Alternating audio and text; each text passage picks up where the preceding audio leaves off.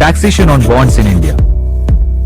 किसी भी निवेश से पहले उसका टैक्सेशन समझना जरूरी है, क्योंकि इस पर निर्भर करता है कि आपका नेट रिटर्न कितना होगा।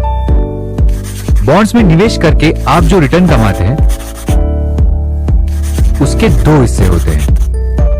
इन दोनों हिस्सों के टैक्सेशन का तरीका अलग अलग होता है। इस वीडियो में हम समझेंगे कि बॉन्ड इंटरेस्ट पर टैक्स कितना लगता है और बॉन्ड सेल करने पर शॉर्ट टर्म और long term capital gain tax क्या है।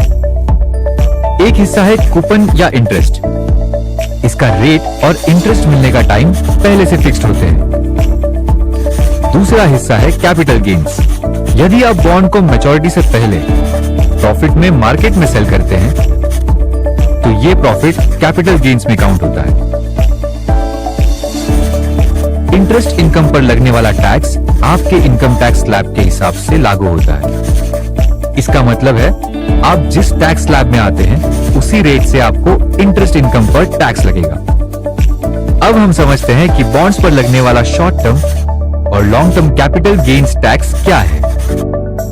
कैपिटल गेन्स का टैक्सेशन निर्भर करता है ए, आप कितनी अवधि तक बॉन्ड में निवेशित रहे, और बी, ये बॉन्ड स्टॉक एक्सचेंज में लिस्टेड है या नहीं।